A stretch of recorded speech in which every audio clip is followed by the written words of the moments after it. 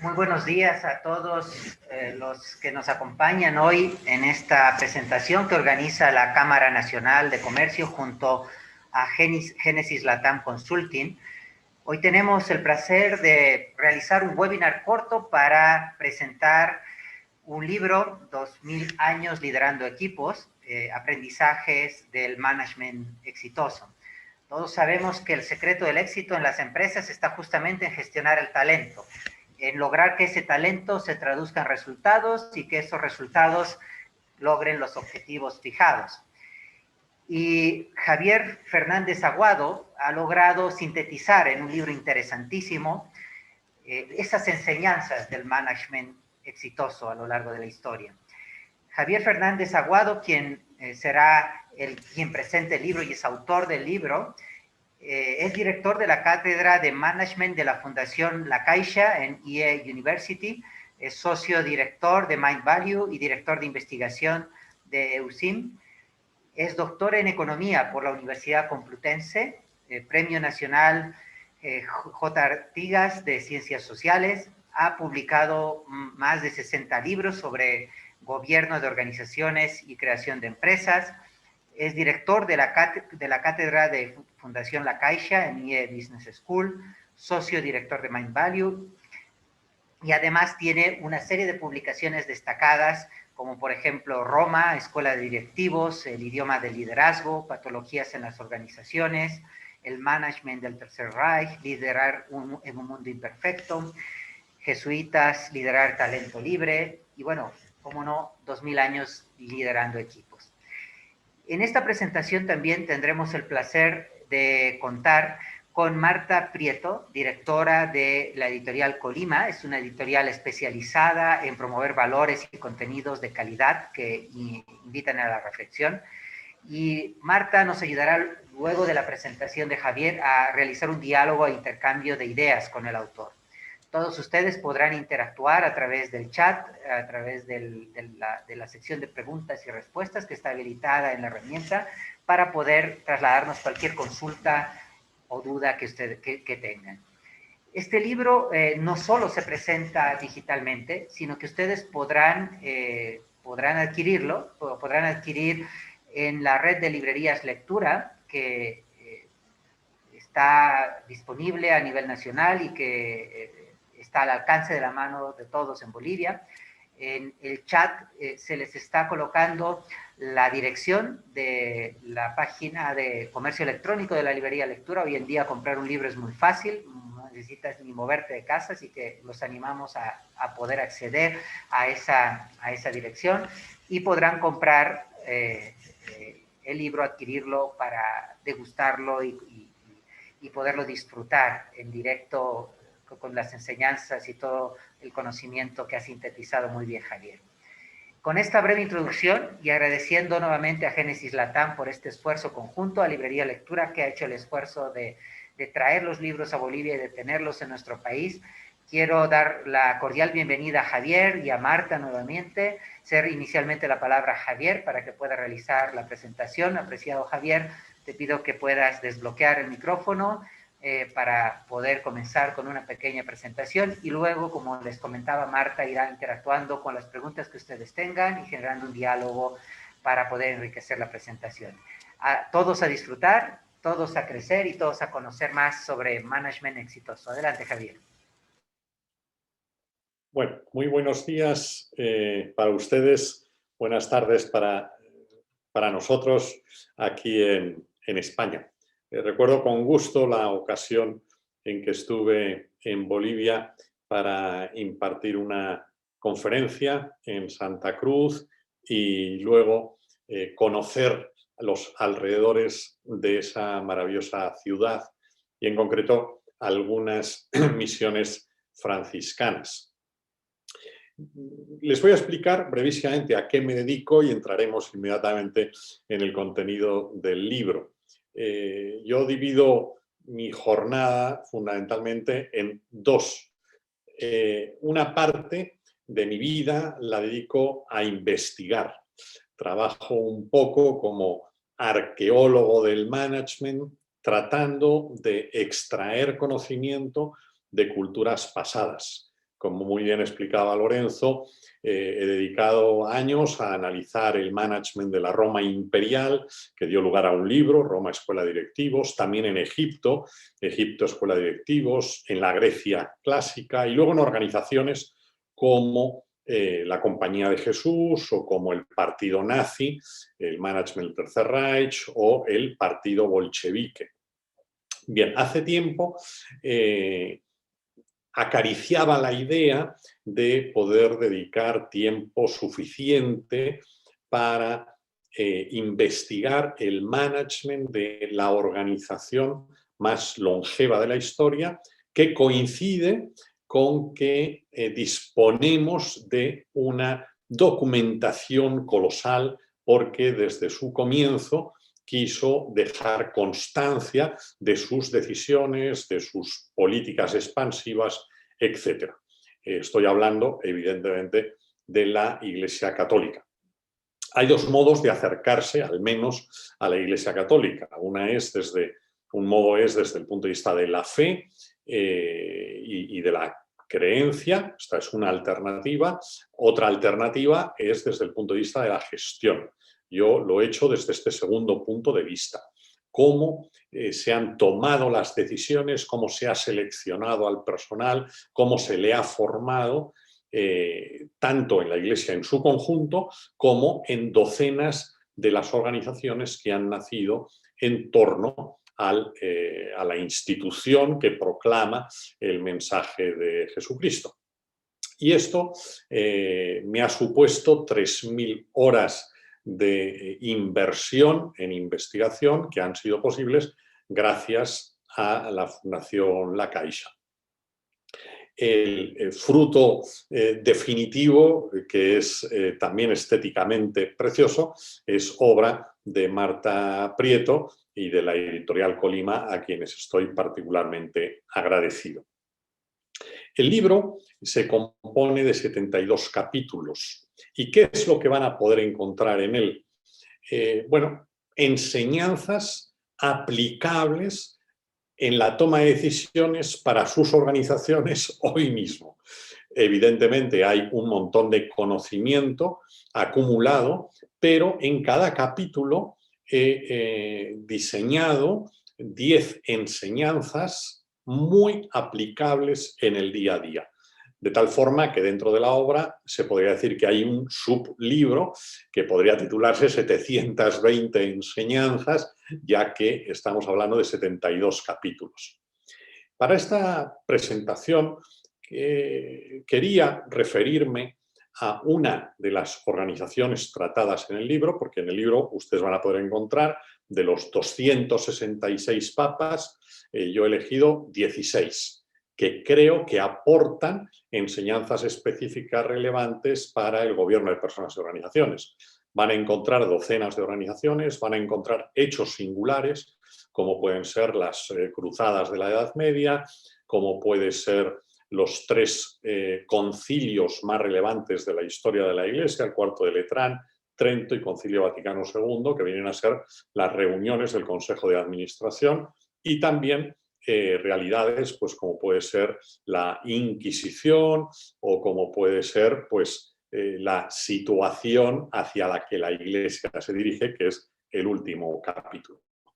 Hoy quería hablar de una organización medieval para exponer algunas enseñanzas, y he elegido a la organización de los templarios, tan de moda a veces en ciertas películas, habitualmente ayunas de ciencia y que no respetan la verdad histórica de esta peculiar y extraordinaria organización.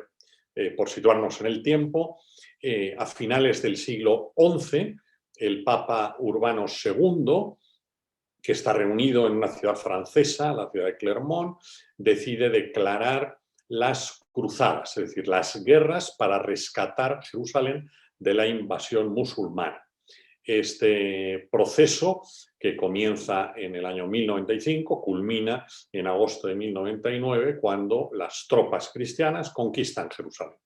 Una de las personas que ha participado en toda esta iniciativa es un francés llamado Hugo de Pins. Hugo de Pins es un emprendedor, es una persona que detecta negocio allí donde lo haya y él encuentra una oportunidad, un nicho. En concreto, ofrecer servicios de seguridad, servicios de protección a aquellos cristianos que de cualquier lugar de Europa desean ir a Jerusalén como peregrinación, pero que cuando llegan a las ciudades costeras de Acre y Jaffa, o por el norte Antioquía, pues necesitan ayuda porque sigue habiendo guerrillas musulmanas que quieren robar a los peregrinos católicos.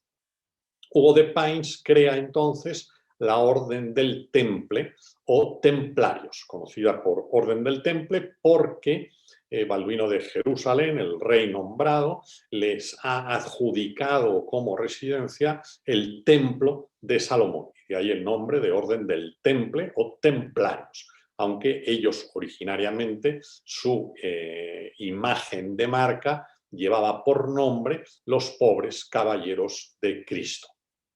Bien, Hugo de Pins hace algo que cualquier emprendedor inteligente procura en su vida, que es buscar a profesionales mejores que él. Y así él selecciona a una docena de europeos que quiere que le ayuden en el desarrollo del negocio, pero no los elige al primero que llega, sino que va seleccionando, hace un proceso de assessment. Uno de ellos es el tío del coach de referencia en el siglo XII, que era Bernardo de Claraval. Y Hugo de Pins elige a este personaje porque el networking, ahora y entonces, es fundamental.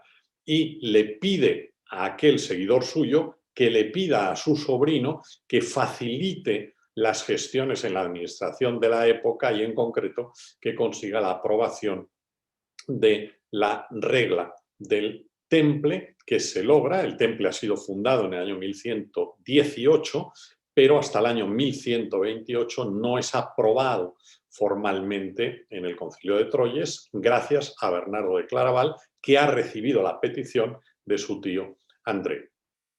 Bien, Hugo de Pins diseña un sistema no solo de assessment, de selección del personal, sino también un sistema para elegir a sus sucesores que evite que haya gente indeseable. Tan bueno fue el proceso de selección de directivos que logra que de los 24 CEOs, directores generales, que hubo en la Orden del Temple, solo uno fuese un impresentable. En fin, dentro es un porcentaje muy pequeño, pocas empresas que después de tener 23, 24 CEOs, solo uno ha sido impresentable. En este caso fue Gerard de Ridefort, que en el año 1187 demostró su incompetencia en la batalla de los Cuernos de Jatín, que está a punto de suponer la desaparición de la organización. Gracias a Dios no fue así, pero su protervia, su soberbia, su orgullo le impidió obedecer las normas que regulaban entonces el trato entre musulmanes y católicos y estuvo a punto de conducir la organización al desastre. Me interrumpo un momento a mí mismo porque no les he dicho a qué dedico la otra mitad de mi jornada. La mitad de mi jornada la dedico a investigar, la otra mitad de mi jornada, de mi vida, la dedico a ofrecer conocimiento, asesoramiento, compañía a directivos de muy diversos países del mundo, precisamente para que, contando con esa información, puedan tomar decisiones estratégicas, decisiones de recursos humanos, decisiones de expansión que tengan más sentido, que les faciliten su trabajo y puedan ir más rápido evitando errores del pasado. Uno de los errores que comete el temple es que se les sube a la cabeza el triunfo. Caen en el orgullo colectivo, se consideran por encima de los demás. Y esto es un error que hay que evitar cuidadosamente. La soberbia no es empleando terminología cristiana, no es un pecado. La soberbia es una estupidez. Considerarse por encima de los demás es una simpleza. Pero los templarios caen en ella. ¿Por qué? Porque como han organizado muy bien la estructura, van creciendo, van recibiendo donaciones, se extienden sus propiedades, son los originarios de la banca tal como hoy la conocemos, inventan la letra de cambio, inventan los depósitos a plazo, etc. Bueno, pues se creen superiores, han hecho cosas diferenciales. Este error les lleva a enfrentarse tanto a la competencia como al regulador, y esto hay que evitarlo cuidadosamente. En este caso el regulador es la Santa Sede, de tal manera que en el año 1307, enfrentados como estaban, sea a la monarquía Felipe el Hermoso de Francia, sea al papado Clemente V, Bernard de Got previamente, comienza el proceso de disolución de la compañía. El 13 de septiembre de 1307, Felipe el Hermoso da la orden.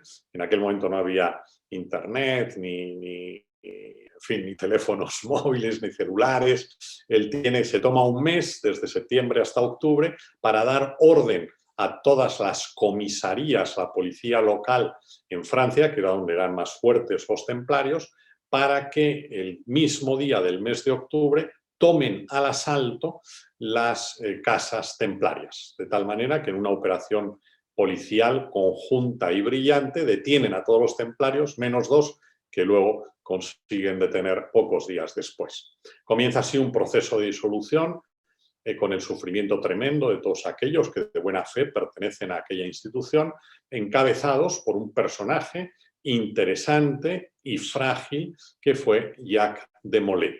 Jacques de Molay, 5 años más tarde, sería quemado públicamente en la Isla del Judío frente a la iglesia de Notre Dame en París, anunciando, cuando está padeciendo tortura, vosotros vendréis a verme antes de que se cumpla un año.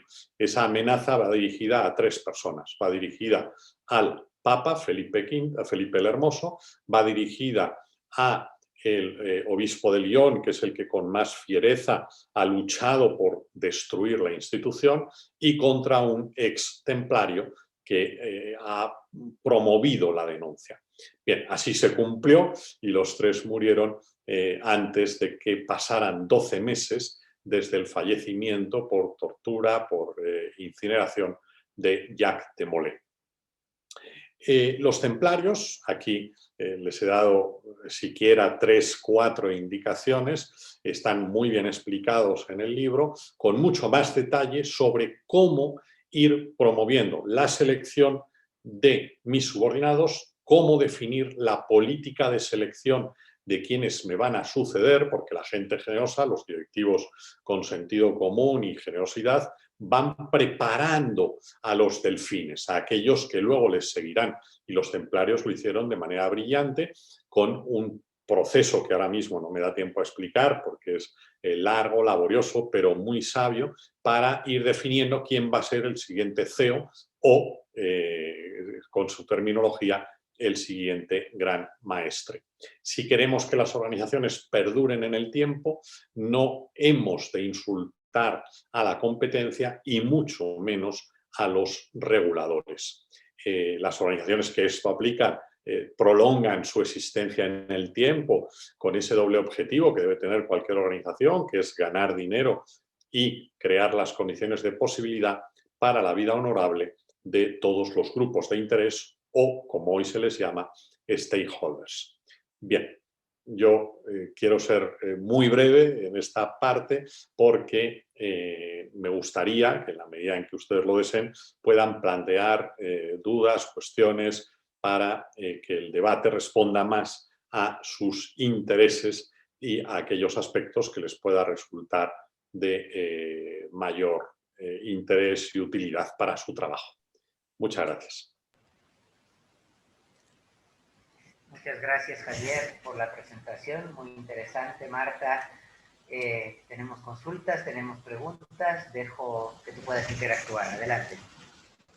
Bueno, muchas gracias, Sergio. Lo primero, agradecer a la Cámara Nacional de Comercio la excelente organización de este evento, que no era fácil, además de una forma pues extremadamente ágil. También, como se ha dicho, a las librerías Lecturas y a Mayra, que ha hecho una apuesta por llevar este libro, que creo que es una auténtica joya. Javier no lo puede decir así, pero permitirme como editora que lo digo. Nunca se había hecho un trabajo de estas características. Y además de hacer un recorrido histórico increíble, el libro es un documento súper ameno, interesantísimo, desde luego para todos los que estén en el mundo de las organizaciones, quieran aprender de liderazgo. Creo que ahora mismo Javier Fernández Aguado es el autor, desde luego de origen español, más importante que hay para hablar de liderazgo, por toda su trayectoria. Él es conocido en España como el Peter Drucker español y quiero que también la audiencia sepa que este libro, que lleva 2 meses escasos en el mercado, ha recibido el libro ya de mejor libro de management en Chile. Y por lo tanto, creo que la apuesta de lecturas al servicio de todos ustedes, de tener el libro pues, a su disposición, pues creo que es muy acertada y espero que puedan aprovecharlo. Sin más, paso a algunas preguntas que están llegando, interesantes para este foro. Me dice aquí Gabriel Misler, ¿no es necesario muchas veces oponerse al regulador para innovar de modo disruptivo? Al redactar, claro, al escribirse, quitemos el sí, ¿vale? ¿No es necesario muchas veces oponerse al regulador para innovar de modo disruptivo? Muy buena pregunta, y que voy a responder con un ejemplo. Me salgo del libro. En plena Segunda Guerra Mundial, Churchill tiene que elegir, Winston Churchill, que está dirigiendo a los británicos en su enfrentamiento contra Hitler y los nazis, y tiene que elegir entre 2 generales, uno con un currículum extraordinario y otro con una bio un poquito menos perfecta que la anterior. Y él eligió al segundo. Ante esto, su jefe de alto Estado Mayor, Alan Brooke, le dijo, pero ¿por qué elige no al mejor, sino al segundo? Y la respuesta de Churchill fue, porque el primero no sabe desobedecer. Para ser buen directivo hay que desobedecer en ocasiones. Esto es importante. Y de hecho, muchos de los líderes, de los personajes que analizo en 2000 años liderando equipos, han llegado a ser referentes en la historia de la humanidad por haber desobedecido, porque, como muy bien enseña el dicho del management, para quien siempre vende lo mismo, del mismo modo, pronto dejará de venderlo. La innovación, la renovación, la creatividad es fundamental y a mí me gusta sugerir en seminarios, conferencias, que cuando alguien en una organización dice esto siempre se ha hecho así, la respuesta, si uno tiene patrimonio o alternativas profesionales razonables, debe ser quizá ha llegado el momento de hacerlo de otra manera. Porque si todo se hiciera como siempre se ha hecho, hoy en día seguiríamos presentando los documentos en papiros como los egipcios o en trozos de piedra picando los mensajes, los jeroglíficos. Gracias a Dios tenemos instrumentos como los ordenadores, los iPad y tantos otros instrumentos. Por tanto, perfecta la pregunta, gracias por hacerla. Es preciso innovar y muchas veces para innovar es necesario desobedecer a lo ya regulado. Muy bien, tenemos otra pregunta por aquí, Javier. Te preguntan cuáles consideras que son los mejores CEOs que ha tenido la Iglesia Católica. Vamos a ver, entre los 266 CEOs, yo me los he estudiado a todos para seleccionar a los 16 que abordo en el libro. Pero si hubiera que desovillar a los 3 mejores, mi propuesta sería la siguiente. Uno, sin ninguna duda, sería León I, conocido como León Magno, porque fue capaz, además de gestionar muy bien a la Iglesia en los comienzos del siglo V, fue capaz de detener el asalto de los bárbaros dirigidos por Atila, que querían arrasar Roma por segunda vez. Y él sale, da la cara, es valiente, es audaz y consigue frenar aquella invasión. Por lo tanto, quizá el medalla de bronce sería León I. El medalla de plata quizá podría ser Gregorio I. Gregorio I, también conocido como Gregorio Magno, es el, digamos, promotor del canto conocido hoy como canto gregoriano, que se sigue escuchando todavía en algunos monasterios e iglesias y que algunos han utilizado para música de mindfulness mucho más profundo. El gregoriano, él impulsa eso, pero hace algo sublime, que es escribir un libro, la Regula Pastoralis, que es uno de los primeros grandes libros de management, donde explica a las autoridades de la Iglesia, en concreto obispos y otros prelados, cómo hay que gobernar, la Regula Pastoralis, de la que yo hago una selección de puntos, me detengo en los que considero más relevantes para el presente en el libro. Y la medalla de oro iría, en mi opinión, a un contemporáneo, que es San Juan Pablo II. San Juan Pablo II, que muchos de los que estamos aquí habremos escuchado o conocido personalmente, es un personaje único porque primero fue elegido muy joven, con 58 años, fue papa. Esto es muy poco frecuente porque los cardenales casi siempre procuran elegir a un papa de transición, aunque a veces se equivoquen, y alguno que parece que se va a morir joven, luego, perdón, que se va a morir pronto, luego tarda mucho, pero en este caso Juan Pablo II es elegido muy joven para el cargo, con 58 años, y durante décadas gobierna con brillantez, encabezando la caída de la ideología más demoledora que ha existido en la historia de la humanidad, aunque ahora mismo tenga franquicias en muchos lugares del mundo, incluida en España, que es el comunismo. Él encabeza la caída del muro de Berlín, encabeza, digamos, la clarificación de ideas, de decir, con la libertad humana no se juega. Y es capaz de aportar conocimiento, valores, expansión. Solo desde el punto de vista relacional cabe señalar que incrementó, casi duplicó el número de países con los que la Santa Sede estableció relaciones diplomáticas. Esa capacidad de negociación ya habla por sí sola de su valía. Por tanto, medalla de oro San Juan Pablo II, medalla de plata Gregorio Magno y León I sería medalla de bronce en mi personal calificación.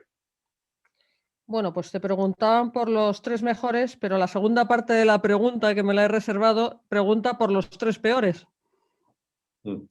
También ha habido malos CEOs en la Iglesia. En mi ranking marcaría a los siguientes. El peor de todos sería Benedicto IX. Benedicto IX era un personaje que pensaba mucho más en el ocio y en su gusto que en el gobierno que le había sido confiado, y de hecho fue papa hasta 3 veces, porque él una vez dejó el papado, luego regresó, luego vendió el puesto y luego regresó de nuevo. Un perfecto desastre. Benedicto IX. La medalla de plata, en este caso, yo se la daría a Juan II.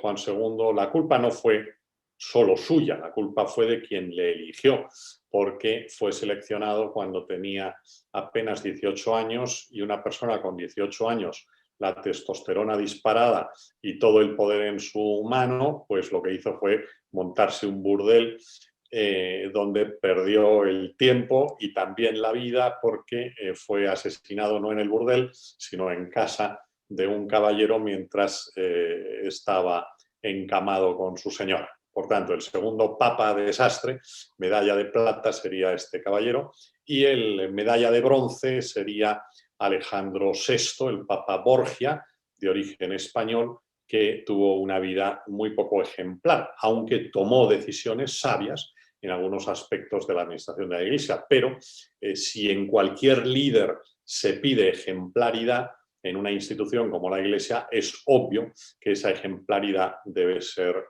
absolutamente impoluta. Pues aquí va otra pregunta muy interesante de Laura Duque, que dice: ¿qué es más eficaz para ser un CEO? ¿El liderazgo de servicio o el liderazgo por autoridad? En el corto plazo es más eficaz el liderazgo por autoridad. Yo he dicho que hay una historia de sistemas de gobierno. Empezó por la DPL, el primer sistema de gobierno que hubo fue la DPL, hasta hoy en día que predicamos la DPH, y entre medias hay 8 sistemas de gobierno. La DPL, o Dirección por Latigazo, fue el sistema de gobierno que se empleó en Egipto, o que se ha empleado más recientemente o se sigue empleando en países como Cuba, o se utilizó en la Alemania nazi, o se empleó... Bien, la DPL es un desastre, ¿no? La DPA, la Dirección por Autoridad, está bien. Hay momentos en los que es imprescindible dar un puñetazo encima de la mesa y decir así se hacen las cosas, pero funciona en el medio plazo y como mucho en el corto plazo. El liderazgo de servicio es mucho más atractivo porque el líder tiene que ir por delante, el líder no debe ir por detrás empujando, el líder debe atraer el interés, debe generar el compromiso para que la gente quiera sacar adelante el proyecto. Yo diferencio entre un directivo y un líder. Me gusta definir como directivo a aquella persona que logra que los demás hagan lo que tienen que hacer, independientemente que sea mediante el látigo, la amenaza, la autoridad, y el liderazgo, que es el líder, es aquella persona que logra que quienes dependen de ella quieran hacer lo que tienen que hacer. Es decir, genera compromiso. El compromiso permite que las organizaciones funcionen mucho más en el largo plazo. Aunque, y ya termino la respuesta, hay que tener en cuenta que por muy bueno que sea el ejercicio del liderazgo de servicio, nunca en ninguna organización a partir de 20 personas el 100% pueden estar comprometidas. Le preguntaron una vez a Juan XXIII, el Papa que promovió el Concilio Vaticano II, le dijeron: oiga, ¿cuánta gente trabaja en el Vaticano? Y Juan XXIII respondió: yo creo que aproximadamente la mitad. Y no me parece mal ratio, porque conozco muchas organizaciones que no lo logran. El líder genera compromiso, pero por mucho compromiso que genere el liderazgo de servicio, hay que asumir que habrá un porcentaje de gente que no querrá trabajar. Pues al hilo de lo que comentas, viene otra pregunta muy al caso. Me preguntan la diferencia entre un líder y un manipulador, Javier. Yo propuse hace tiempo que el liderazgo es como un idioma que debemos aprender si queremos dejar de ser meros directivos. Ese diccionario tiene 3 partes. Una primera parte son terminología técnica. Si queremos liderar algo, tenemos que ser muy buenos en lo nuestro. Si a mí me nombran director de auditoría de una compañía, pues tengo que saber muchísima contabilidad, muchísima legislación, etcétera, ¿no? No puedo liderar algo si no sé de lo que estoy hablando. La segunda parte son los denominados falsamente soft skills, porque de soft no tienen nada. Aprender a motivar, a empatizar, a negociar, a hacer presentaciones, etcétera, no es para nada sencillo. Estas 2 partes las pueden tener los líderes y los manipuladores, pero lo que diferencia a un líder del manipulador es la tercera parte del diccionario, que es la ética. Los líderes defienden valores, ejercen valores, y los manipuladores son aquellos que utilizan, manipulan a la gente. Me contaban hace años de un auditor de colegios en Cuba que visitando un colegio les preguntó a los niños A ver, niños, ¿quién es vuestra madre? Y gritaron los niños, la revolución comunista. ¿Y quién es vuestro padre? Preguntó. Y respondieron los niños, Fidel Castro. Y preguntó entonces, niños, ¿vosotros qué queréis ser de mayores? Y respondieron al unísono, huérfanos. A veces utilizamos la terminología de liderazgo equivocadamente porque estamos definiendo a manipuladores. Manipuladores fue Lenin, un manipulador asesino, Stalin, Mao Zedong, Che Guevara, Maduro y tantos otros que todavía siguen en el presente. Líderes son personajes como Gandhi, como Juan Pablo II, como Teresa Calcuta, gente que ha hecho cosas buenas para muchos. Los manipuladores han dañado a aquellas personas que pusieron la confianza en ellos. Muy bien, una pregunta de otra naturaleza. Preguntan qué diferencia te has encontrado, Javier, a la hora de escribir este libro frente a otros proyectos también que tenían contexto histórico, como Camaradas, de Lenin a hoy, etc. Sí, este libro me ha resultado particularmente desafiante por varios motivos. Primero, por la extensión de la documentación que he tenido que manejar, que me ha implicado viajes, visitas a archivos, a bibliotecas, conversaciones con personas, más que otros libros, aunque cada uno de los libros procuro documentarlo al máximo de mis posibilidades. Cuando escribí Camaradas de Lenin a hoy, visité gulags soviéticos, visité campos de concentración, lo mismo que hice cuando escribí el Management del Tercer Reich, visité diversos campos de concentración para entender qué fue visualmente la Alemania nazi. En este caso también he acudido a lugares como Viterbo, como Anagni, como Nápoles, como Rocaseca, como Roma, y he pasado temporadas para poder experimentar, vivir e investigar in situ. En segundo lugar, en este libro hay algo diferencial, que es la presencia de una realidad sobrenatural que uno la puede más o menos compartir, pero a verla hayla.